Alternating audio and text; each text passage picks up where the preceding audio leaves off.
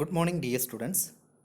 We were discussing with the Trimarmiya Chikilsa, that is the 26th chapter of the Chikilsa Sthana. So, last class we were dealing with the what is the importance of Trimarma and what is the first disease, that is Udavarta.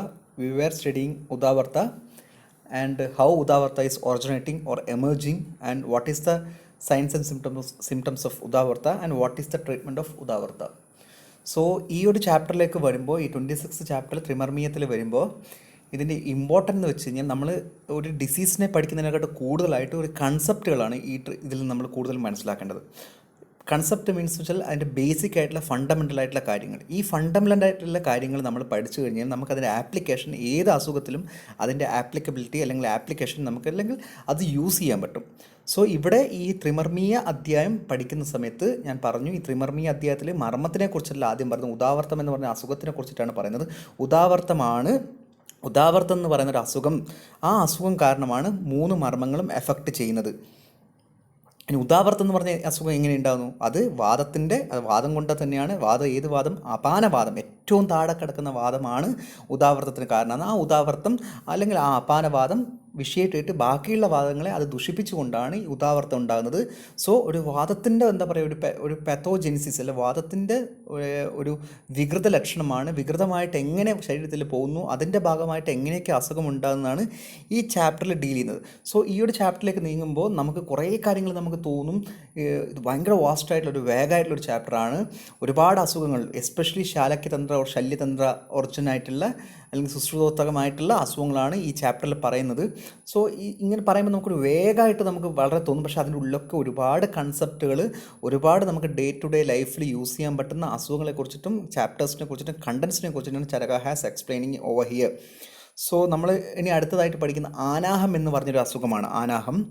So ആനാഹം, while coming to Anaha, you cannot see any Anaha sloga or something over there in the Charaka Samhita. ആനാഹം എന്ന് പറയുമ്പം നമുക്ക് ഒരു അസുഖം, ഇത്രയും കാലം ഒരു അസുഖം പഠിക്കുന്ന സമയത്ത് കാസം അല്ലെ കപചകാസം എന്ന് പറയും. കപചകാസത്തിൻ്റെ നമുക്ക് ശ്ലോകങ്ങൾ കാണാൻ പറ്റും, കപചകാസത്തിൻ്റെ സയൻസ് ആൻഡ് സിംറ്റംസ് കാണാൻ പറ്റും. പക്ഷേ here Acharya has simply explained Anaha over here. അതിനെക്കുറിച്ച് ഫർദറായിട്ടൊരു എക്സ്പ്ലനേഷൻ ഇല്ല. ബിക്കോസ് ഓൾറെഡി അതിൻ്റെ റീസൺസ് ഇതായിരിക്കാം. ഉദാവർത്തം മനസ്സിലാക്കിയവന് ആനാഹം പിന്നെ ഒരു വലിയ പ്രശ്നമല്ല, അവൻ ഉദാവർത്തം തന്നെ ആനാഹം മനസ്സിലായിക്കൊള്ളൂ എന്നുള്ളതായിരിക്കാം. അല്ലെങ്കിൽ രണ്ടാമത്തെ കാര്യം, ഞാൻ ഈ ജനറൽ കായ ചികിത്സ, ചരകസ്തു ചികിത്സ, ഞാൻ ചികിത്സാ ആസ്പെക്റ്റിൽ പോകുന്നതുകൊണ്ട് അല്ലെങ്കിൽ ജനറൽ മെഡിസിൻ്റെ ആസ്പെക്റ്റിൽ പോകുന്നതുകൊണ്ട് ഇങ്ങനത്തെ അസുഖങ്ങളൊന്നും may be it will be dealing or it will be dealt by Sushruta or Nagarjuna previously എന്ന് അങ്ങനെയുള്ളൊരു കൺസെപ്റ്റിലായതുകൊണ്ടായിരിക്കാം ഇതിനെക്കുറിച്ച് കൂടുതലായിട്ട് പറയുന്നത്. അത് ചക്രപാണി ദത്ത അതിൽ താഴെ ആനാഹം പറയുമ്പോൾ, ആനാഹം നിങ്ങൾ ചാപ്റ്റർ ടെക്സ്റ്റ് വായിക്കുമ്പോൾ നിങ്ങൾക്ക് ആനാഹത്തിൻ്റെ ശ്ലോകങ്ങൾ കാണത്തില്ല. സോ ചക്രപാണി ദത്ത എക്സ്പ്ലെയിൻ ചെയ്തു, ഹൃദി ഇത്യാദീന ഉദാവർത്തസ്യവ ഹേതുലക്ഷണ വിശേഷകൃതം ആനാഹ സ്വപ്നാം പ്രദർശസ്യ തത്ര ഭേഷമാഹ. ഉദാവർത്തസ്യവ ഹേതുലക്ഷണ വിശേഷകൃതം, ഹേതു ലക്ഷണങ്ങൾക്ക് ഉദാവർത്തം പോലെ, ഉദാവർത്തത്തിൻ്റെ ഹേതു ലക്ഷണങ്ങളെ പോലെ, എന്നാൽ ഉദാവർത്തത്തിന് വ്യത്യസ്തമായിട്ട് കാണുന്ന ഒരു അസുഖമാണ് ആനാഹം എന്ന് പറയുന്നു. സോ ഇവിടെ already Charaka has explained Udavarta very nicely. So there is no need of explaining further Anaha in detail, because he has explaining that, Chakraprani is explaining that it is like Hedu and Lakshanas are similar or kind of that of Anaha, but it has some other Lakshana, extra Lakshanas are telling എന്ന് പറയുന്നു എന്ന് അതിൻ്റെ ആവശ്യകത ഉള്ള കൊണ്ടാണ് ഞാനിവിടെ ആനാഹം ചെറിയൊരു detail ആയിട്ട് പറഞ്ഞിരിക്കുന്നത്. ഉദാവർത്തം എന്ന് പറഞ്ഞിരിക്കുന്ന അസുഖങ്ങളും ഈ ആനാഹം എന്ന് പറഞ്ഞ അസുഖങ്ങളിലെ ലക്ഷണങ്ങളും ഹേതുവും സെയിം ആണ്. പക്ഷേ ഉദാവർത്തത്തിന് ആനാഹം മാറിയിരിക്കുന്നു എന്ന് വെച്ച് കഴിഞ്ഞാൽ ചിലപ്പോൾ നമുക്കിങ്ങനെ പറയാം, ഉദാവർത്തത്തിൽ ചില എല്ലാ വാദങ്ങളും, അപാനവാദം വിഷയം ചെയ്തു, സമാനവാദം വിഷയം ചെയ്തു, ഉദാനവാദം, യാനവാദം അല്ലെങ്കിൽ പ്രാണവാദം വരെ അല്ലെങ്കിൽ ആ ഒരു അസോസിയേഷൻ വരുമ്പം ആനാഹത്തിൽ അത്രത്തോളം ഇല്ല. ചിലപ്പം ലോക്കലായിട്ട് കാണുന്നത് അല്ലെങ്കിൽ അപാനവാദത്തിൻ്റെ സമാനവാദത്തിൻ്റെ വൈഷമ്യം കൊണ്ട് മാത്രം വരുന്നതാണ് ആനാഹം. ആനാഹം എന്ന് വെച്ച് കഴിഞ്ഞാൽ നമ്മൾ വയറ് വീർത്തിരിക്കുക, ഒരു അബ്ഡോമിനൽ ഡിസ്റ്റൻഷൻ എന്ന് പറഞ്ഞൊരു അസുഖമാണ് ആനാഹം. ഗുൽമം എന്നൊക്കെ പറയാൻ പറ്റില്ല, ഗുൽമം ഒരു ലംബ് ഫീലിംഗ് ആണ്. പക്ഷേ ആനാഹം എന്ന് വെച്ച് കഴിഞ്ഞാൽ ഒരു നമുക്ക് വയറ് എന്താ പറയുക, ഡിസ്റ്റൻ്റ് ആയിട്ടുള്ള ഒരു ഫീൽ തോന്നുക, ഒരു വയറ് വീർത്ത് ഒരു ഗ്യാസ് ഉള്ള പോലെ അല്ലെങ്കിൽ ഒരു ബലൂൺ പോലെ നമുക്ക് ഫീൽ ചെയ്യുന്ന ഒരു വയറിൽ, അതിനാണ് ആനാഹം എന്ന് പറയുക. സോ ആനാഹത്തിൻ്റെ ചികിത്സയാണ് ആചാര്യം ഇവിടെ. നിങ്ങൾ ഇന്നത്തെ ക്ലാസ്സിൽ ഞാൻ പറയുന്ന എല്ലാ കാര്യങ്ങളും ഔട്ട്ലൈന് മാത്രമേ നിങ്ങൾക്ക് ആവശ്യമുള്ളൂ. There is no need for shloka. ഇതിലത്തെ ഒരു ചരക സിലബസിലെല്ലാം ഔട്ട്ലൈൻ എന്ന് വെച്ചാൽ നിങ്ങൾക്ക് അതിൻ്റെ ഒരു ഔട്ട്ലൈൻ അറിയാം, നിങ്ങൾക്ക് അതിൻ്റെ ജസ്റ്റ് ഒരു പെരിഫറലായിട്ട് നോളജ് അറിയാമെന്നുള്ളൂ. പക്ഷേ ഈ പെരിഫറൽ നോളജ് അറിയുമ്പോൾ തന്നെ I am telling you that ഇതിൻ്റെ ഒരു ബേസിക് അറിഞ്ഞു കഴിഞ്ഞാൽ നിങ്ങൾക്ക് ഭയങ്കരമായിട്ടൊരു ബേസിക് കൺസെപ്റ്റ് മറ്റുള്ള അസുഖങ്ങളെ കുറിച്ച് ഒരുപാട് കൺസെപ്റ്റുകൾ നിങ്ങൾക്ക് മനസ്സിലാകാൻ പറ്റും. സോ ഇവിടെ ആനാഹ ചികിത്സയാണ് പറയുന്നത്. കാരണം ആനാഹ ഞാൻ ഓൾറെഡി പറഞ്ഞു, ഇവിടെ ആനാഹത്തിൻ്റെ ലക്ഷണങ്ങളും ഹേതു ഒന്നും പറഞ്ഞില്ല, ബിക്കോസ് അത് ഉദാവർത്തത്തിൻ്റെ സെയിം ആണ്. പക്ഷേ ആനാഹത്തിൻ്റെ ചികിത്സ പറയുന്നു, ഉദാവർത്തത്തിൽ മാറിയിട്ടുള്ളൊരു ചികിത്സയാണ് ആനാഹത്തിൽ പറയുന്നത്. സോ എന്താണ് ഹൃസ്തംഭം ഊർധ്വം ആമയം ഗൗരവഭ്യാത് ഉദ്കാര സംഖ്യേന സപീനസേന ആനാഹം ആമപ്രഭവം ജയേതു പ്രച്ഛർദന ലംഘന പാചനേശ. ആനാഹം എങ്ങനെ ഉണ്ടാകുന്നു? ഉദാവർത്തം നേരത്തെ ഹേതുകളൊക്കെ ലക്ഷണങ്ങളൊക്കെ അപാനവാദത്തിൻ്റെ വൈഗുണ്യം വരുന്നു എന്നൊക്കെ പറഞ്ഞു. പക്ഷെ ഇതെങ്ങനെയാണ് ഉണ്ടാകുന്നത്? ആനാഹം എന്ന് പറഞ്ഞ അസുഖം ആമങ്ങൾ കൊണ്ടാണ്.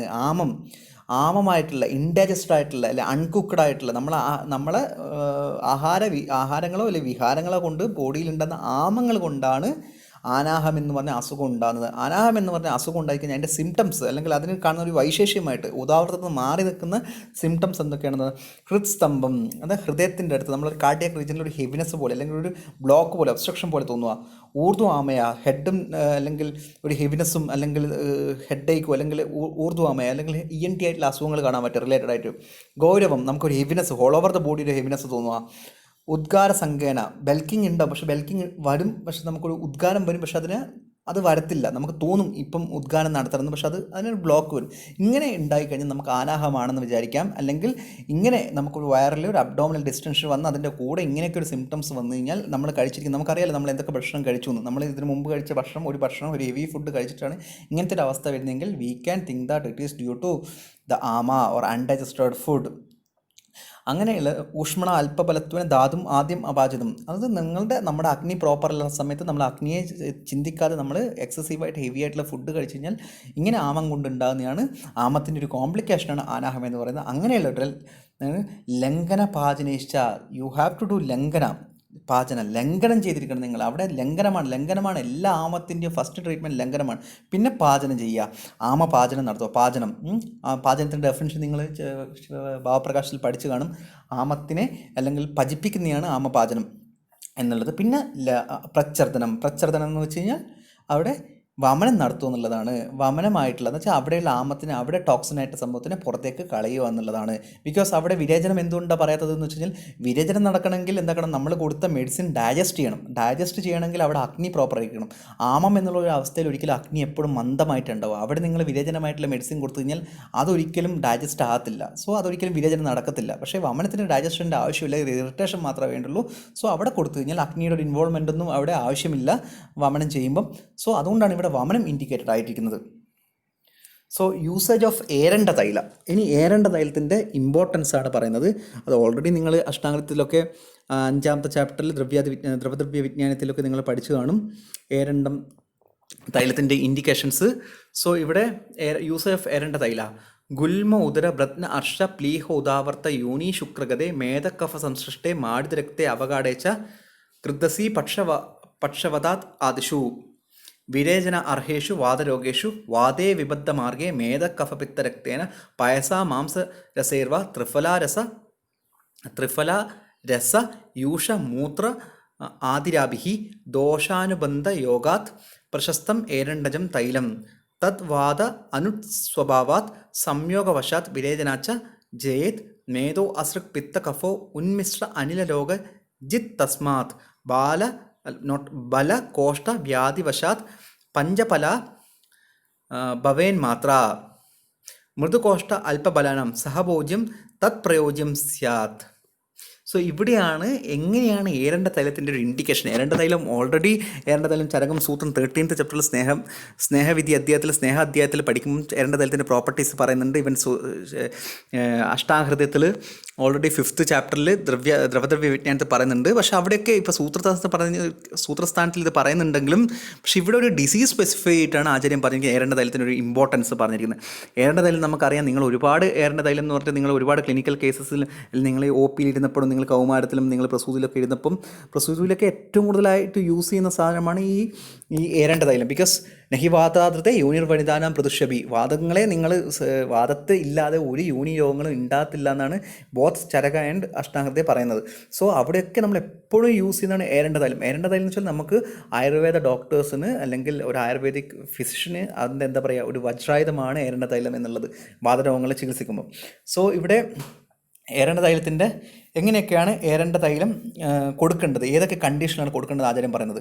സോ ഒരു വാദത്തിന്, ഈ വാദ ഈസ് ഒബ്സ്ട്രക്റ്റഡ് ബൈ മേധസ് കഫ പിത്തോർ രക്ത ഇൻ ഡിസീസ് ലൈക്ക്, ഞാനവിടെ സ്പെല്ലിംഗ് മിസ്റ്റേക്കിൻ്റെ രക്തമാണ് അവിടെ. സോ ഗുൽമ ഉദര ബ്രത്ന അർഷഹ പ്ലീഹ ഉദാവർത്ത യൂനി ശുക്രകഥ.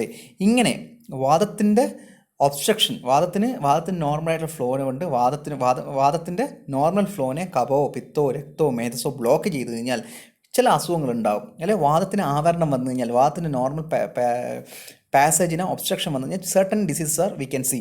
ദാറ്റ് ഈസ് ഗുൽമം ഉദരം, അങ്ങനെ അസൈറ്റിസ്, ബ്രത്ന അർഷഹ പൈൽസ്, പ്ലീഹ ഉദര, അസൈറ്റിസിൻ്റെ പ്ലീഹ ഉദരം, എൻലാർജ്മെൻറ്റ് ഓഫ് സ്പ്ലീൻ എന്ന് പറയാം, ഉദാവർത്ത യോനി ശുക്രകഥ, യോനി രോഗങ്ങളും അല്ലെങ്കിൽ ശുക്രകഥം സെമനിനുണ്ടാകുന്ന പ്രശ്നങ്ങൾ, മെയിൽ ജെനൈറ്റൽ പ്രോബ്ലംസ്, മേധകഫ സംസൃഷ്ടേ മാഴുതിരക്ത അവകാടച്ച, അല്ലെങ്കിൽ ഈ മേധസ്സും കഫമായിട്ടുള്ള അല്ലെങ്കിൽ മേധോ കഫ രോഗങ്ങൾ, അത് പ്രമേഹം പോലുള്ള മേധകഫ രോഗങ്ങളാണ് പ്രമേഹങ്ങൾ, അല്ലെങ്കിൽ അർബുദം മേധകഫ രോഗങ്ങളാണ്, സ്ഥൗല്യം കഫമേധോ രോഗങ്ങളാണ്. ഇങ്ങനെയുള്ള അസുഖങ്ങൾ ഉണ്ടാവും. മാഴുതരക്തം എന്ന് വെച്ച് കഴിഞ്ഞാൽ വാതരക്തം ഉണ്ടാവുക, അവകാട് ഡീപ്പായിട്ട് അല്ലെങ്കിൽ എന്താ പറയുക ഗംഭീരമായിട്ടുള്ള വാതരക്തം ഉണ്ടാവുക. ഇങ്ങനെയൊക്കെയാണ് ഈ നോർമലായിട്ട് വാദത്തിൻ്റെ ഒരു ഒബ്സ്ട്രക്ഷനെ ബ്ലോക്ക് ചെയ്ത് കഴിഞ്ഞാൽ ഇതുപോലത്തെ അസുഖങ്ങൾ ബോഡിയിൽ കാണാൻ പറ്റും. ഇങ്ങനെയുണ്ട്. ഗൃദ്രസി ഉണ്ടാവും, ഗൃദ്രസി ഉണ്ടാവും, സയാറ്റിക്ക ഉണ്ടാവും, പക്ഷാവതം അല്ലെങ്കിൽ ഹെമിപ്ലിജി ഉണ്ടാവും, വിരേചനാർഹേഷു വാതരോഗേഷു.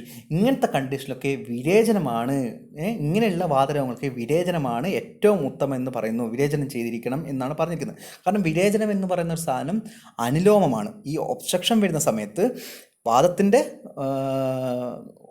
വാദത്തിൻ്റെ ഫ്ലോന് ഒബ്സ്ട്രക്ഷൻ വരുന്ന സമയത്ത്, അല്ലെ നമുക്കിങ്ങനെ പറയാം, നോർമലായിട്ട് വാദത്തിൻ്റെ മൂവ്മെൻറ്റ് അനുലോമനമാണ്. നമ്മുടെ ഹെയർസ് എങ്ങനെയാണുള്ളത് അതുപോലെ രോമത്തിന് കണക്കായിട്ടാണ് പോകുന്നത്. അപ്പോൾ ഒരു ഒബ്സ്ട്രക്ഷൻ വരുന്ന സമയത്ത് എന്താകും, അത് പ്രതിലോമമാകാൻ തുടങ്ങും. അങ്ങനെ പ്രതിലോമമാകുന്ന സമയത്ത് നമ്മൾ കൊടുക്കേണ്ട ട്രീറ്റ്മെൻറ്റാണ് വിരേചനം. വിരേചനം എന്ന് പറയുന്ന ട്രീറ്റ്മെൻറ്റ് അനുലോമനമായിട്ടുള്ള ട്രീറ്റ്മെൻറ്റാണ്. അങ്ങനെ അനുലോമനം ചെയ്യുന്ന സമയത്ത് ഒബ്വിയസ്ലി അത് വാദത്തിനെ അതിൻ്റെ നോർമലായിട്ട് എലിവേറ്റ് ചെയ്ത് അതിൻ്റെ നോർമൽ ഫ്ലോയിലേക്ക് തിരിച്ചു കൊണ്ടുവരും. ഇങ്ങനെ വാദം നോർമലായിട്ട് ഫ്ലോയിലേക്ക് വന്നു കഴിഞ്ഞാൽ പിന്നെ ഈ അസുഖങ്ങളൊക്കെ മാറും. സോ ഇങ്ങനെ വിരേചനം ചെയ്യാൻ പറ്റില്ല, അല്ലെങ്കിൽ ഇങ്ങനെ വിരേചനം ചെയ്യുമ്പോൾ ഇങ്ങനെ വാതരോഗങ്ങൾക്ക് നിങ്ങൾക്ക് മനസ്സിലായി തന്നു, അല്ലെങ്കിൽ ഞാൻ പറയുന്നു, ആചാര്യ ചരകം പറയുന്നു, വിരേചനമാണ് വാതരോഗങ്ങൾ ശ്രേഷ്ഠം എന്ന് പറയുന്നു. ശ്രേഷ്ഠമല്ല ഉത്തമം എന്ന് പറയുന്നു. ശ്രേഷ്ഠം വാതരോഗങ്ങൾ വസ്തി തന്നെയാണ്. പക്ഷേ ഈ ഒരു കണ്ടീഷനിൽ ആചാര്യം പറയുന്നു വിരേചനമാണ് ശ്രേഷ്ഠം എന്ന് പറയുന്നു. എന്തുകൊണ്ടാണ് ഈ അസുഖങ്ങളൊക്കെ നിങ്ങൾ നോക്കിക്കഴിഞ്ഞ് കഴിഞ്ഞാൽ വിരേചനമാണ് എന്ന് പറയുന്നു. ഈ വാദത്തിനെ അനുലോമിപ്പിക്കാൻ വിരേചനമാണ് ഏറ്റവും സ്യൂട്ട്. പക്ഷെ നമുക്കിപ്പോൾ ഡൗട്ട് വന്നു, വസ്തി കൊടുത്താൽ പോലും എന്തിനാണ് വിരേചനം കൊടുക്കുന്നത് എന്നുള്ളത്.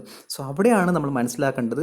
ഒരു കണ്ടക്സ്റ്റൽ വൈസിൽ നമ്മൾ ഈ തന്ത്രയുക്തി എന്നൊക്കെ പറയില്ല, അധീകരണ തന്ത്രയുക്തി എന്നൊക്കെ പറഞ്ഞാൽ, ഇവിടെ അധീകരണ തന്ത്രയുക്തിയിൽ നമ്മൾ എന്താ മനസ്സിലാക്കേണ്ടതെന്ന് വെച്ച് കഴിഞ്ഞാൽ പേഷ്യൻ്റെ അവസ്ഥ നോക്കണം. പേഷ്യൻ്റ് ബലവാനാണെങ്കിൽ മാത്രമേ വസ്തി കൊടുക്കാൻ പറ്റത്തുള്ളൂ. ഈ പക്ഷാഘാതമൊക്കെ വന്ന പേഷ്യൻസ് മിക്കവാറും എന്താ പറയുക, പേഷ്യൻ്റെ സ്ട്രെങ്ത് വീക്കായിട്ടുള്ള പേഷ്യൻ്റ്, ഒരു വീക്കായിട്ടുള്ള പേഷ്യൻറ്റിന് രൂക്ഷമായിട്ട് വസ്തി അർദ്ധ ചികിത്സയാണ്.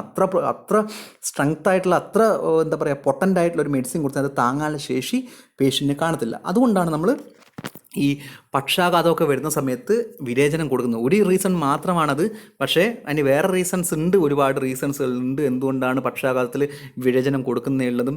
അത് രക്തത്തിൻ്റെ പിത്തത്തിൻ്റെ ഒക്കെ അത് വലിയൊരു കൺസെപ്റ്റാണ്. അത് നമുക്ക് വാതരക്തം പഠിക്കുന്ന സമയത്ത്, വാദവ്യാധി പഠിക്കുന്ന സമയത്ത്, അതിൻ്റെ ചികിത്സയിൽ ഞാൻ പക്ഷാഘാതം പഠിക്കുന്ന സമയത്ത് എന്തുകൊണ്ടാണ് പക്ഷാഘാതത്തിൽ വിരേചനം ഇൻഡിക്കേറ്റ് ചെയ്തിരിക്കുന്നത്, അത് ക്വസ്റ്റ്യനാണ്. യൂണിവേഴ്സിറ്റിയിൽ എപ്പോഴും വരുന്നൊരു ക്വസ്റ്റ്യനാണ് യൂണിവേഴ്സിറ്റി എക്സാമിന്, വൈ വിരേചന ഇസ് ഇൻഡിക്കേറ്റഡ് ഇൻ പക്ഷാഘാത എന്ന് വെച്ചിട്ട്. അപ്പം അതങ്ങനെയുള്ള അപ്പോൾ ഇവിടെ ഈ ഒരു കണ്ടക്സ്റ്റിൽ പറയുകയാണെങ്കിൽ അതിൻ്റെ ഒരു ഇമ്പോർട്ടൻ്റ് എന്ന് വെച്ച് കഴിഞ്ഞാൽ ഇവിടെ പേഷ്യൻ്റ് വീക്കായിരിക്കും. അപ്പോൾ വീക്ക് പേഷ്യൻസിന് വസ്തി കൊടുക്കാൻ പറ്റത്തില്ല. എപ്പോഴും വിരേചനമാണ് നല്ലത് compare to vasti in a weak patients. So അതുകൊണ്ടാണ് ഇവിടെ പറഞ്ഞത്. അങ്ങനെ വിരേചനം നിങ്ങൾ ഓപ്റ്റ് ചെയ്യുന്ന സമയത്ത് അതിൽ ഏറ്റവും ബെസ്റ്റ് നിങ്ങൾക്ക് യൂസ് ചെയ്യുന്ന ഏരേണ്ട തൈലമാണ് വാതരോഗത്തിൽ. കാരണം വാദത്തിന് ഏറ്റവും ഇമ്പോർട്ടൻ്റ് മീൻസ് ഏറ്റവും ടാക്കിൾ ചെയ്യാൻ പറ്റുന്നത് തൈലമാണ്. ആ തൈലത്തിൻ്റെ ശ്രേഷ്ഠം ഏരേണ്ട തൈലമാണ്. സോ ഇങ്ങനൊരു കണ്ടീഷനിൽ നിങ്ങൾ വിരേചനം ഓപ്റ്റ് ചെയ്യണം. വിരേചനത്തിൽ നിന്ന് നിങ്ങൾ ഏരേണ്ട തൈലമാണ് എടുക്കേണ്ടത്. എന്തുകൊണ്ടാണ് ഏരേണ്ട തൈലം എടുക്കാൻ പറയുന്നത്, അല്ലെങ്കിൽ നമ്മൾ ചൂസ് ചെയ്യാൻ പറയുന്നത്? വാദേ വിബദ്ധ മാർഗേ മേധക്കഫ പിത്തരക്തേന പയസാ മാംസരസേർവ ത്രിഫലാരസ യൂഷ മൂത്രാതിരാഭിഹി ദോഷാനുബന്ധ യോഗാൻ പ്രശസ്തേ ഏരണ്ടജൻ തൈലം. ഇങ്ങനെ ഏരണ്ട തൈലം കഴിക്കാൻ പറയുന്നുണ്ട്. ദോഷ അനുബന്ധ യോഗാത്, അതിന് വാദത്തിനെ അലിവേറ്റ് ചെയ്യേണ്ട ഒരു പ്രോപ്പർട്ടി ഉണ്ട്. അതേസമയം അത് ഏതിൻ്റെ കൂടെയൊക്കെയാണ് കഴിക്കേണ്ടത്? നമ്മൾ സിമ്പിളായിട്ട് ആയിട്ടുള്ള ഏരണ്ട തൈലം കൊടുക്കുന്നതിനെക്കാട്ടും നല്ല എഫക്റ്റ് ഉണ്ടാവുക ത്രിഫലകൾ ചേർത്തിട്ടോ, അല്ലെങ്കിൽ രസം, മാംസരസം ചേർത്തിട്ടോ, യൂഷൻ ചേർത്തിട്ടോ, ഗോമൂത്രം ചേർത്തിട്ടോ ഒക്കെ കൊടുത്തു കഴിഞ്ഞാൽ കുറച്ചും കൂടി നല്ല ഒരു എഫക്റ്റ് കാണും. ഞാൻ നിങ്ങൾ പറഞ്ഞോന്ന് അറിയത്തില്ല, ഈ കടിഗ്രഹത്തിലൊക്കെ നമ്മൾ സദ്യമായിട്ട് അല്ലെങ്കിൽ അക്യൂട്ടായിട്ട് കൊടുക്കുക, അല്ലെങ്കിൽ ഫസ്റ്റ് ട്രീറ്റ്മെൻറ്റ് കൊടുക്കുക, നമ്മൾ എമർജൻസി ആയിട്ട് കൊടുക്കുക, ഏരണ്ട തൈലം വെച്ച് കൊടുക്കും. പക്ഷേ അതിൻ്റെ കൂടെ നമ്മൾ നിർഗുണ്ടി സ്വരസവും കൂടി ചേർത്തിട്ടാണ് കൊടുക്കുക. നിർഗുണ്ടി സ്വരസം, നിർഗുണ്ടിയുടെ കുറച്ച് ഇലകളെടുത്ത് അതിൻ്റെ സ്വരസം എടുത്ത് നമ്മൾ ചേർത്തിട്ടാണ് കൊടുക്കുക. സോ ഇങ്ങനെയാണ് ഇത് ഇങ്ങനെ കൊടുക്കുക. അതുപോലെ ത്രിഫലരസം വെച്ചിട്ട് ഏരണ്ട തൈലം കൊടുക്കാറുണ്ട്. ഏരണ്ട തൈലം എസ് എ എലോണായി കൊടുക്കുന്നതിൽ നല്ലത് ഇതിൻ്റെ കൂടെ എന്തെങ്കിലും ചേർത്ത് കൊടുക്കുന്നത് നല്ലത്. കാരണം ഈ ഏരണ്ട തൈലത്തിൻ്റെ ഒരു പ്രത്യേകത അടുത്ത ലൈനിൽ പറയുന്നുണ്ട്, തത് വാദ അനുസ്വഭാവാത്. അത് വെച്ചാൽ വാദത്തിനെ കുറക്കാനുള്ള ഒരു പ്രോപ്പർട്ടി ഏരണ്ട തൈലത്തിനുണ്ട്.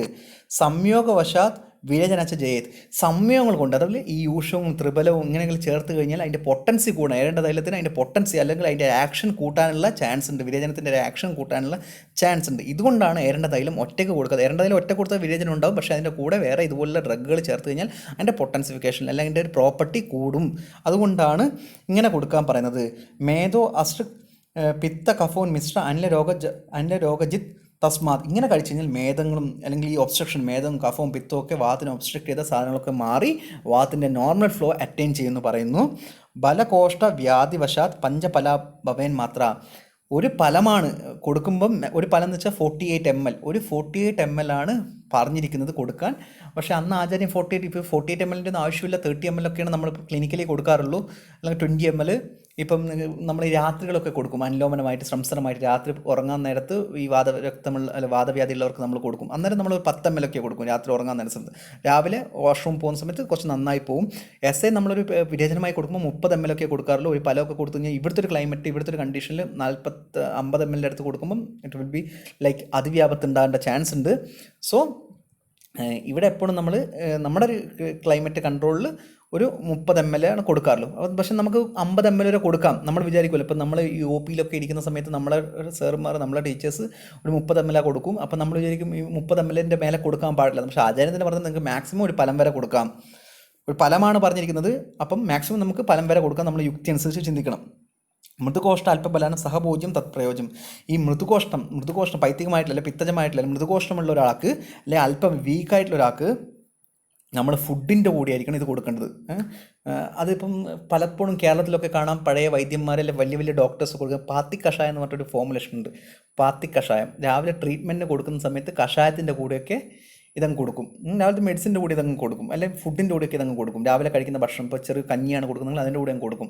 അപ്പം എന്താക്കും, പേഷ്യൻ്റ് കുറച്ച് കഴിഞ്ഞാൽ വിരേചനം നടക്കും. അതേസമയം പേഷ്യൻ്റ് ബലം കുറഞ്ഞ ഒരാൾക്ക് ഭക്ഷണമൊന്നും കഴിക്കാതെ വെറും വയറ്റിൽ കൊടുത്തു കഴിഞ്ഞാൽ കോംപ്ലിക്കേഷൻ വരും, അല്ലെങ്കിൽ അത് താങ്ങാൻ പറ്റത്തില്ല. അതുകൊണ്ടാണ് ഇത് വിരേചനം മൃദുവായിട്ട് കൊടുക്കുന്നത്. സോ നെക്സ്റ്റ് വൺ ഈസ് മൂത്രകൃച്ഛ്ര ലക്ഷണം. ഇതിന് ഔട്ട്ലൈനാണ് നിങ്ങൾക്ക് ആവശ്യമുള്ളൂ. സോ മൂത്രകൃച്ഛ്ര ലക്ഷണം എന്ന് വെച്ച് കഴിഞ്ഞാൽ ഇവിടെ 8 മൂത്രകൃച്ഛ്രങ്ങൾ പറയുന്നുണ്ട്. നമുക്ക് ത്രിശോധി അധ്യായത്തിൽ സൂത്രസ്ഥാനത്തിൽ അഷ്ടോദരി അധ്യായത്തിലാണ് പറയുന്നത് മൂത്രകൃച്ഛ്ര 8 ഉണ്ടെന്ന്.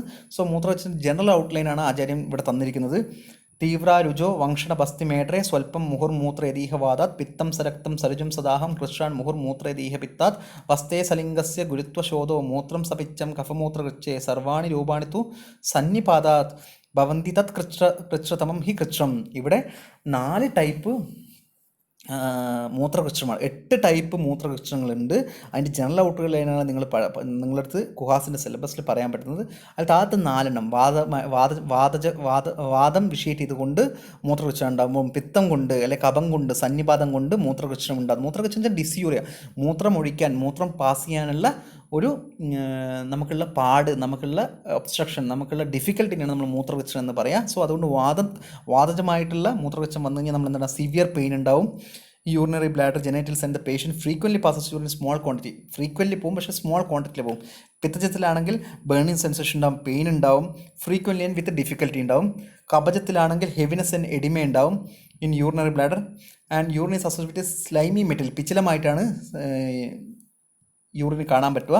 സന്നിപാതത്തിൽ ഇതിൻ്റെ എല്ലാ സിംറ്റംസും കാണാൻ പറ്റും, പക്ഷേ ഡിഫിക്കൽട്ടായിരിക്കും അത് ക്യൂർ ചെയ്യാൻ സന്നിപാതമായിട്ടുള്ള വരുമ്പോൾ. പിന്നെ 5ാമത്തെ ടൈപ്പാണ് യൂറിൻ കാൽക്കുലസ് കൊണ്ട്, അശ്മരി കൊണ്ട് അശ്മിരി കൊണ്ട് റീനൽ കാൽക്കുലയോ യൂറിനറി കാൽക്കുലയോ അതുകൊണ്ട് മൂത്രത്തിന് ഒബ്സ്ട്രക്ഷൻ വരാം. അതുകൊണ്ടാണ് മൂത്രവീഴ്ച കോസ്ഡ് ബൈ അശ്മിരി വരുന്നത്. ഈ അശ്മിരിൻ്റെ 4 ടൈപ്പ് ഉണ്ട്: വാതം, പിത്തം, കഫജം, ശുക്രജ ആൻഡ് 4 സുശ്രുതനാണ് 5 പറയുന്നത്. ഇവിടെ 4 പറയുന്നുള്ളൂ: വാത, പിത്ത, കഫജ ആൻഡ് ശുക്രജ. ദെൻ മൂത്രവൃഷ്ടി കോസ്ഡ് ബൈ ശർക്കര. ശർക്കര എന്ന് വെച്ച് കഴിഞ്ഞാൽ ശർക്കര അഷ്ടീല, അത് അല്ലെങ്കിൽ ഈ കാൽക്കുലസ് പോലെയുള്ള ഒരു ബ്ലോക്കാണ്, അല്ലെങ്കിൽ ഒരു ഗ്രോത്താണ് നമ്മൾ ശർക്കര എന്നൊക്കെ പറയുക. സോ ദെൻ മൂത്രവൃക്ഷ കോസ്ഡ് ബൈ ശുക്ര, സെമൻ കൊണ്ടുണ്ടാവും. മൂത്രവൃക്ഷ കോസ്ഡ് ബൈ ക്ഷത ഓർ രക്ത, ഒരു എക്സ്റ്റേണൽ ഇഞ്ചറി കൊണ്ടോ അല്ലെങ്കിൽ ശോണിതമായ രക്തജം കൊണ്ടോ നമുക്ക് ഉണ്ടാവും. അത് സൂത്രസ്ഥാനത്ത് രക്തജം എന്നാണ് പറഞ്ഞിരിക്കുന്നത്, പക്ഷേ ഇവിടെ വരുമ്പോൾ ക്ഷതജം എന്ന് പറയുന്നു. അതുകൊണ്ട് ക്ഷതജം രക്തജം സെയിം തന്നെയാണ്. ക്ഷതജം മീൻസ് ഒരു രക്തചാരികളിൽ ഒരു ആഗന്തുവായിട്ടുള്ളൊരു കോഴ്സ് കൊണ്ട് യൂറിനറി ബ്ലാഡറിലെ അല്ലെങ്കിൽ യൂറിൻ്റെ ഒബ്സ്ട്രക്ഷനെ അല്ലെങ്കിൽ ഫ്ലോനെ ഒബ്സ്ട്രക്റ്റ് ചെയ്യുന്നതാണ് നമ്മൾ ആഗന്തു അല്ലെങ്കിൽ ക്ഷത ഓർ രക്ത എന്ന് പറയുന്നത്. മൂത്രവൃക്ഷ ചികിത്സ. മൂത്രവൃക്ഷ ചികിത്സയൊക്കെ ഈ 8 ടൈപ്പുകൾക്കും ഓരോ ചികിത്സയാണ് പറഞ്ഞിരിക്കുന്നത്. വാതത്തിനും പിത്തത്തിനും കഫത്തിനും അശ്മരിക്കും. അശ്മരീൻ്റെ 4 ടൈപ്പ് അശ്മരിക്ക് തന്നെ ഡിഫറെൻ്റ് ആയിട്ട് പറയുന്നുണ്ട്. ശർക്കരക്ക് അങ്ങനെ ഡിഫറെൻറ്റ് പറയുന്നത്. പക്ഷേ നമുക്ക് ജനറൽ ഔട്ട്ലൈൻ വേണ്ടതുകൊണ്ട് നമുക്ക് സന്നിപാതത്തിൻ്റെ പഠിച്ചാൽ മതി. സന്നിപാതത്തിൻ്റെ ഒരു ആസ്പെക്റ്റിലേക്ക് പോയാൽ മതി. സോ സർവേ ത്രിദോഷ പ്രഭവേത്തു വായോ സ്ഥാനാനുപൂർവ്വ പ്രസമീക്ഷ്യ കാര്യം ത്രിഭ്യോ അധികേ പ്രാക് പവനം കഫേസ്യാത് പിത്തേ വിരേക പവനേത്തു വസ്തിഹി. സോ സിമ്പിളായിട്ടാണ് നമ്മൾ ഒരു ഈ അസുഖം വന്നു കഴിഞ്ഞ് കഴിഞ്ഞാൽ അല്ലെങ്കിൽ ഒരു മൂത്രവൃക്ഷം വന്നു കഴിഞ്ഞാൽ നമ്മളെ ഇത് സന്നിപാതത്തിലാണ് പറയുന്നത്. പക്ഷേ എല്ലാ അസുഖത്തിലും നമ്മൾ അസുഖം വന്നു കഴിഞ്ഞ് കഴിഞ്ഞാൽ നമുക്കൊരിക്കലും നമ്മളെപ്പോഴും മനസ്സിലാക്കേണ്ട ഒരു കാര്യമാണ്, ഒ പിയിലിരിക്കുന്ന സമയത്ത് നമുക്ക് ഒരിക്കലും ഏകദോഷമായിട്ട് അസുഖം നമുക്ക് ഒരിക്കലും കിട്ടത്തില്ല. മിക്സ്ഡ് ആയിട്ടേ കിട്ടത്തുള്ളൂ. പിത്ത, കഫ അല്ലെങ്കിൽ വാത, പിത്ത അങ്ങനെ മിക്സ്ഡ് ആയിട്ട് നമുക്ക് ഒ പിയിലേക്ക് വരത്തുള്ളൂ. സോ അങ്ങനെ വരുമ്പോൾ നമ്മൾ പേഷ്യൻസിൽ ഏത് വാദമാണ് തരതമ ഭേദം, ഏത് ദോഷത്തിനെയാണ് അല്ലെങ്കിൽ ഏത് ദോഷത്തിൻ്റെ രൂപങ്ങളാണ്, ഏത് ദോഷത്തിൻ്റെ ക്വാളിറ്റീസാണ് കൂടിയിരിക്കുന്ന ആ ബോഡിയിൽ നിന്ന് നോക്കുക, അല്ലെങ്കിൽ അസുഖത്തിൽ പ്രൊഡോമിനൻ്റ് ആയിട്ട് നോക്കുക. അങ്ങനെ നമ്മൾ ട്രീറ്റ്മെൻറ്റ് ഫിക്സ് ചെയ്യുക. അങ്ങനെ നമ്മളൊരു പേഷ്യൻ്റ് നോക്കുമ്പോൾ വാദമാണ് കൂടിയിരിക്കുന്നതിൽ വാദത്തിന് ട്രീറ്റ്മെൻറ്റ് ചെയ്യുക, പിത്തമാണ് കൂടിയിരിക്കുന്നതിൽ പിത്തത്തിൻ്റെ ട്രീറ്റ്മെൻറ്റ് ചെയ്യുക, കഫമാണ് കൂടിയിരിക്കുന്നത് കഫത്തിൻ്റെ ട്രീറ്റ്മെൻറ്റ് ചെയ്യുക. അതേസമയം നിങ്ങൾ മനസ്സിലാക്കേണ്ടത് ഈ ഒരു ട്രീറ്റ്മെൻറ്റ് ഈ വാദത്തിന് ചെയ്യുമ്പം അതൊരിക്കലും കോൺട്രാക്റ്റഡ് ടു പിത്തമാകാൻ പാടില്ല, പിത്തത്തിന് ചെയ്യുമ്പോൾ അതൊരിക്കലും കോൺട്രാക്റ്റഡ് ടു കഫമാകാൻ പാടില്ല. ബിക്കോസ് ഒരു ഡിസീസ് നമ്മുടെ അടുത്ത് വരുമ്പോൾ എപ്പോഴും അത് സംസർഗജമായിട്ട് അല്ലെങ്കിൽ സന്നിപാതമായിട്ടാണ് നമ്മുടെ നമുക്ക് കിട്ടുക. ആ സമയത്ത് നമ്മൾ ഒരു ദോഷത്തിനെ ട്രീറ്റ് ചെയ്യുമ്പോൾ മറ്റേ ദോഷം വിഷയിറ്റ് ചെയ്യാൻ പാടില്ല. സോ ഇങ്ങനെ ചെയ്യുന്ന സമയത്ത് വാദമാണ് പ്രൊഡോമിനൻ്റ് വസ്തി ചെയ്യുക, പിത്തമാണെങ്കിൽ വിരേചനം ചെയ്യുക, കഫമാണെങ്കിൽ വമനം ചെയ്യുക. സോ ഹൃദ്രോഗം, ഇതിലാണ് ഹൃദ്രോഗം പറയുന്നത്. ഹൃദ്രോഗം 2 സ്ഥലത്ത് ആദ്യം ഡീറ്റെയിൽ ആയി പറയുന്നുണ്ട്. ഒന്ന് സൂത്രസ്ഥാനത്തിൽ തൃശോധി അധ്യായത്തിലും പറയുന്നുണ്ട്, അതുപോലെ ഇവിടെ ത്രിമർമ്മി അധ്യായത്തിലും പറയുന്നുണ്ട്. സോ അവിടെ പറയുമ്പോൾ ഒരു ജനറലായിട്ടൊരു ഹൃദ്രോഗമാണ് പറഞ്ഞിരിക്കുന്നത്. ഇവിടെ മർമ്മമായിട്ടൊരു അനാറ്റമിക്കൽ സ്ട്രക്ചറായിട്ട് വന്നിട്ട് എങ്ങനെ ഹൃദ്രോഗത്തിൻ്റെ ഒരു ഹൃദ്രോഗമാണ് പറയുന്നത്. Anatomical structure actually heart attack അല്ലെങ്കിൽ ഹാർട്ട് എന്ന് പറയുന്നത് നമുക്ക് ഇവിടെയാണ് കിട്ടുക. ത്രിമർമ്മി അധ്യായത്തിലാണ് പ്രാണനെ ഹനിക്കുന്നത്. അവിടെ ഹൃദ്രോഗം പറയുന്നത് ജനറലായിട്ടുള്ള വലിയൊരു ഔട്ട്ലൈനാണ് ഇരിക്കുന്നത് സൂത്രസ്ഥാനത്ത് തന്നിരിക്കുന്നത്. സോ വൈവർണ്യ മൂർച്ച ജ്വരക്കാസ ഹിക്കാശ്വാസ ശ്വാസ ആസ്യവൈരസ്യ തൃഷ പ്രമോഹ ഛർദി കഫ ഉത്ക്ലേശ അരിജിശ്ച ഹൃദ്രോഗജ സ്യുഹുർ വിധ തഥാ അന്യേ. സോ ഇത്രയൊക്കെയാണ് ഒരു ഹൃദ്രോഗം വരുമ്പം നമുക്ക് കാണാൻ പറ്റുന്ന ഒരു ബോഡിയിൽ കാണാൻ പറ്റുന്ന സൈൻസ് ആൻഡ് സിംറ്റംസ് എന്നാണ് പറഞ്ഞിരിക്കുന്നത്. വൈവർണ്യം ഡിസ്കളറേഷൻ ഉണ്ടാവും, നമ്മളെന്താ പറയുക പെയിൽനെസ് എന്നൊക്കെ പറയും, അല്ലെങ്കിൽ നമുക്കൊരു ബ്ലാക്കിഷ് കളർ ബ്ലൂയിഷ് കളർ വരും, അങ്ങനെയൊക്കെ ഉണ്ടാവും. മൂർച്ച, ജ്വര ഫെയിൻറ്റിങ്, ജ്വരം, ഫീവർ, കാസ, ഹിക്ക ഭയങ്കര ഒരു എന്താ പറയുക നമ്മളൊരിക്കലും മനസ്സിലാകാത്ത അല്ലെങ്കിൽ നമ്മൾ വിടാത്ത മീൻസ് നമ്മൾ കണ്ടിട്ട് ഇത് ഹിക്ക എന്ന് വെച്ചാൽ നമ്മളെന്താ പറയുക ഹിക്കപ്സ് എന്ന് പറയുന്ന സംഭവം നമ്മളെപ്പോഴും അത് നെഗ്ലക്റ്റ് ചെയ്യുന്നൊരു സാധനമാണ്. ഒരു പേഷ്യൻറ്റിന് ഞാൻ കണ്ടിട്ടുണ്ട് ഒരുപാട് പേഷ്യൻസിൽ. ഈവൻ ഞങ്ങൾ പഠിച്ച PG കോളേജിൽ അവിടെ മോഡേൺ ഹോസ്പിറ്റൽ ഉള്ളതുകൊണ്ട് ഞങ്ങൾക്ക് അനുബന്ധമായിട്ട് മോഡേൺ ഹോസ്പിറ്റൽ ഉള്ളതുകൊണ്ട് ഒരുപാട് കണ്ടിട്ടുണ്ട്. അവിടെ ഞങ്ങൾ പോസ്റ്റിംഗ് ചെയ്യുന്ന സമയത്ത് ഈ ഹാർട്ട് അറ്റാക്ക് കൊണ്ടുവന്ന പേഷ്യൻസിന് മിക്കവാറും ഹിക്കപ്സ് ഉണ്ടാവും. അല്ലെങ്കിൽ നമ്മുടെ ഒരു വീട്ടിൽ ഒരാൾക്ക് കണ്ടിന്യൂസ് ആയിട്ട് ഹിക്കപ്സ് വരികയാണെങ്കിൽ നിർത്താതെ, നമ്മളൊക്കെ ഒരു ഹിക്കപ്സ് വന്ന് നമ്മൾ വെള്ളം കഴിച്ചു അങ്ങ് മാറും, പക്ഷേ രാവിലെ തൊട്ടൊരു വൈകുന്നേരം വരെ ഹിക്കപ്സ് നിൽക്കുകയാണെങ്കിൽ ദാറ്റ് ഈസ് അസാധ്യ ലക്ഷണം. അല്ലെങ്കിൽ ഞാൻ മനസ്സിലാക്കിയൊരു കാര്യമാണ് ഹാർട്ട് അറ്റാക്കിൻ്റെ ഒരു പൂർവ്വരൂപം എന്നൊക്കെ വേണമെങ്കിൽ നമുക്ക് പറയാൻ പറ്റും. സോ തൃഷപ്രമോഹ, ഛർദി, കഫ ഉത്ക്ലേശ, രുജോ മീൻസ് പെയിൻ ഉണ്ടാവും, നല്ല പെയിൻ ഉണ്ടാവും അവിടെ ആ ഒരു റീജിയനിൽ. അരിജിഷ്ട മീൻസ് ടേസ്റ്റ്ലെസ് ഉണ്ടാവും. ഹൃദ്രോഗജ സ്യുഹുർവിദാഹ തഥാ അന്യേഹി, ഇത്ര കാര്യങ്ങൾ ഉണ്ടാവും. സോ ഇനി ഹൃദ്രോഗം തന്നെ വാദമുണ്ട്, പിത്തമുണ്ട്, കഫജമുണ്ട്, കൃമിജമുണ്ട്. സോ ഇതിലത്തെ കൃമിജം വളരെ ഇമ്പോർട്ടൻ്റ് ആണ്. പക്ഷേ ഇവിടെ നിങ്ങൾക്ക് ഔട്ട്ലൈൻ മാത്രമേ പറഞ്ഞിരിക്കുന്നുള്ളൂ, അതുകൊണ്ട് അതിൻ്റെ ഡീറ്റെയിൽ ആയിട്ട് പോകേണ്ട ആവശ്യമില്ല. വാദമാണെങ്കിൽ എന്തൊക്കെ സൈൻസ് ആൻഡ് സിംറ്റംസ് ഉണ്ടാവും? എംപ്റ്റൻസിൻ്റെ കാർഡിയക് റീജൻ ഉണ്ടാവും, പാൽപിറ്റേഷൻ ഉണ്ടാവും, പ്രിക്കിംഗ് പെയിൻ ഉണ്ടാവും. പിത്തജം ഉണ്ടാകുമ്പോൾ ബേണിംഗ് സെൻസേഷൻ, ഗിഡ്നെസ് ഉണ്ടാവും, ഡിസ്ട്രെസ് ഉണ്ടാവും. കഫജമാണെങ്കിൽ ബ്രാഡിക്കാർഡിയ, ഹെവിനെസ്, ഫീവർ, കഫ് ഉണ്ടാവും. സന്നിപാതമാണെങ്കിൽ എല്ലാം മേലത്തെ പോലെ ഉണ്ടാവും. കൃമിജമാണെങ്കിൽ എന്താണ്, നല്ല സിവിയർ അക്യൂട്ട് പെയിൻ ആയിരിക്കും കൃമിജത്തിലുണ്ടാവുക. അതാണ് കൃമിയുടെ ഏറ്റവും വലിയ പ്രത്യേകത. ഭയങ്കര ഇൻറ്റൻസ്ഡ് ആയിട്ടുള്ള പെയിൻ ആയിരിക്കും, അക്യൂട്ടായിട്ട് പ്രൊലോങ്ഡ് ആയിട്ട് നിൽക്കുന്ന ഒരു പെയിൻ ആയിരിക്കും ഹാർട്ട് റീജിയനിൽ കൃമിജം വന്നു കഴിഞ്ഞാൽ. സോ ഹൃദ്രോഗ ചികിത്സ എന്ന ത്രിദോഷജ ലംഘനമാദ സ്യാത് അന്നം ച സർവേഷു ഹിതം വിധേയം ഹീന അതി മദ്യത്വം അപേക്ഷയ ചൈവ കാര്യത്രയമാണം അഭികർമ്മ ശസ്ത്രം. നേരത്തെ പറഞ്ഞ പോലെ, മൂത്രകൃച്ഛത്ത് പറഞ്ഞതുപോലെ നമ്മളിവിടെ കൊടുക്കേണ്ട ത്രിദോഷത്തിൽ സ്യാതന്നം ച സർവേഷു ഹിതം, ഈ 3 ദോഷങ്ങൾ കണ്ടിരിക്കുമ്പോൾ അതിൽ തരതമ ഭേദം വെച്ചിട്ട് ഏത് ദോഷമാണോ പ്രൊഡോമിനൻ്റ് ആയിട്ട് ഇരിക്കുന്നത് അതിനൊരു ട്രീറ്റ്മെൻറ്റ് കൊടുക്കണം. അല്ല അതിന് വിപരീതമായിട്ടില്ല, അതിനെ ടാക്കിൾ ചെയ്യാൻ പറ്റുന്ന ആഹാരങ്ങൾ കൊടുക്കണം, അന്നങ്ങൾ കൊടുക്കണം. സോ അതുപോലെ ഹീന അതിമദ്യത്വം അവപേക്ഷ, ഹീനമാണ് ഏത് ദോഷമാണ് ഹീനമായിട്ട് നിൽക്കുന്നത്, ഏത് ദോഷമാണ് മദ്യത്തിൽ നിൽക്കുന്നത്, ഏത് ദോഷമാണ് പ്രവരത്തിൽ നിൽക്കുന്നത്, അങ്ങനെ ഒരു അപേക്ഷിച്ച് വേണം നമ്മൾ ട്രീറ്റ്മെൻറ്റ് കൊടുക്കാൻ. അതേസമയം നമുക്ക് ശോധന തെറാപ്പികളോ അവിടെ ചെയ്യാൻ പറ്റും. വാദമാണെങ്കിൽ വസ്തി ചെയ്യാൻ പറ്റും, പിത്തമാണെങ്കിൽ വിരേചനം, കഫമാണെങ്കിൽ വമനവും ചെയ്യാം. സോ ഇങ്ങനെയാണ് ഹൃദ്രോഗത്തിനെ മാറ്റുക എന്നുള്ളതാണ് നമ്മൾ ചെയ്യുക. സോ ഈ ഒരു ചാപ്റ്റർ നമ്മൾ കൺക്ലൂഡ് ചെയ്യുകയാണെങ്കിൽ നമ്മൾ എന്താ മനസ്സിലാക്കേണ്ടത്? ഒരു ഡിഫറെൻറ്റ് പാത്തോളജീസ് പറയുന്നു. ഒക്കെ ഈ ചാപ്റ്ററിൽ നമുക്ക് മനസ്സിലാക്കാൻ പറ്റുന്ന ഒരു കാര്യം വെച്ചാൽ വാദത്തിൻ്റെ ഒരു എലിവേഷൻ, വാദത്തിൻ്റെ കൊണ്ടുണ്ടാകുന്ന അസുഖങ്ങളെ എങ്ങനെ ടാക്കിൾ ചെയ്യുക എന്നുള്ളതാണ് ആചാര്യം പറഞ്ഞിരിക്കുന്നത്. അല്ലെങ്കിൽ മർമ്മങ്ങളെ എഫക്റ്റ് ചെയ്തിട്ടുള്ള അസുഖങ്ങളെ നമുക്ക് എങ്ങനെ ടാക്കിൾ ചെയ്യുക എന്നുള്ളത്. അപ്പോൾ ബേസിക്കലി ഒരു അസുഖത്തിനെ കുറിച്ചുള്ള ഈ ചാപ്റ്റർ എന്നുള്ള ഏത് അസുഖങ്ങൾ പഠിക്കുമ്പോൾ നമ്മൾ ആദ്യം ആലോചിക്കണം, ഞാൻ പറഞ്ഞ പോലെ ഒരു അസുഖം ഒരു പേഷ്യൻ്റ് നിങ്ങളുടെ മുമ്പിൽ വന്നിരുന്ന് നിങ്ങളടുത്തൊരു അസുഖം പറയുകയാണെങ്കിൽ പേഷ്യൻ്റെ ഹിസ്റ്ററി, പേഷ്യൻ്റ് പറയുന്ന കാര്യങ്ങൾ നന്നായിട്ട് നമ്മൾ കേൾക്കുക. അതിനുശേഷം ലീഡിങ് ക്വസ്റ്റ്യൻസ് നമ്മൾ ചോദിക്കുക. നമ്മൾ 3 ദോഷങ്ങളെക്കുറിച്ച് നമുക്ക് വ്യക്തമായ ഐഡിയ വെച്ചിട്ട് ഈ 3 ദോഷങ്ങളുടെ ലക്ഷണങ്ങൾ നമ്മൾ പേഷ്യൻ്റ് അടുത്ത് ചോദിച്ചിട്ട് ഏത് വാദത്തിൻ്റെ അല്ലെങ്കിൽ ഏത് ദോഷത്തിൻ്റെ ലക്ഷണങ്ങളാണോ പ്രൊഡോമിനൻ്റ് ആയിട്ട് നിൽക്കുന്നത് ആ ദോഷത്തിന് ഉള്ള ട്രീറ്റ്മെൻറ്റ് നമ്മൾ കൊടുക്കുക എന്നുള്ളതാണ് ബേസിക്കലായിട്ട് നമ്മൾ ട്രീറ്റ്മെൻറ്റ് എന്ന് പറയുന്ന സംഭവം. ഈ ഒരു ട്രീറ്റ്മെൻറ്റ് എന്ന് വെച്ചാൽ വളരെ സിമ്പിളാണ് നമ്മൾ ബേസിക്കലി നോക്കുമ്പം, പക്ഷേ അതിന് ഡീപ്പിലേക്ക് പോകുന്ന സമയത്താണ് കുറച്ചും കൂടി കോംപ്ലിക്കേറ്റഡ് ആയിട്ട് തോന്നുന്നത്. പക്ഷേ ഈ ഒരു ദോഷ അണ്ടർസ്റ്റാൻഡിങ് ലെവലിൽ നിങ്ങൾ മനസ്സിലാക്കി കഴിഞ്ഞ് കഴിഞ്ഞാൽ ഏത് അസുഖം വന്നോട്ടെ, നമുക്ക് X or Y or Z എന്താ പറയുക, അതിലേ പറഞ്ഞിരിക്കുന്നത് ചരകം പറയുന്നത് നാമരൂപം, നാമത്തിൻ്റെ അല്ലെ പേരിൻ്റെ ആവശ്യമില്ല എന്ന് പറഞ്ഞില്ലേ, യഥാവശ്യം യഥാശസ്ത്രം യഥാ അഗ്നി അഷ്ടം യഥാ, അങ്ങനെ ആ ഒരു ശ്ലോകത്തിൽ പറഞ്ഞില്ലേ പേരുകളുടെ ആവശ്യം ഇല്ല എന്ന് പറയുന്നു. അപ്പോൾ പേരുകളുടെ ആവശ്യമില്ല, നമുക്ക് അസുഖം വന്നു കഴിഞ്ഞാൽ അതിൽ ഏത് ദോഷമാണ് പ്രൊഡോമിനൻ്റ് ആയിട്ട് നിൽക്കുന്നത് ആ ദോഷത്തിന് നമ്മൾ ട്രീറ്റ്മെൻറ്റ് കൊടുക്കുക, ആ ദോഷത്തിന് പാസിഫൈ ചെയ്യുന്ന ട്രീറ്റ്മെൻറ്റ് കൊടുക്കുക. അപ്പോൾ തന്നെ പേഷ്യൻ്റെ അസുഖം മാറിക്കോളും. This is regarding in the ത്രിമർമി അധ്യായം സെക്കൻഡ് പാർട്ട്. ഒരു ക്ലാസ്സും കൂടി ത്രിമർമി അധ്യായം വേണ്ടി വരും അത് ഫിനിഷ് ചെയ്യണമെങ്കിൽ. ഇതൊരു വാഗായിട്ടുള്ള ചാപ്റ്ററാണ്. സോ ഇന്നത്തെ ക്ലാസ്സിൽ നിങ്ങൾക്ക് ഒരു സ്ലോങ്ങൊന്നും പഠിക്കേണ്ട ആവശ്യമില്ല. You have to just understand what is the concept Acharya has explained or before this, behind this, all these shlokas or all these contents. So thank you.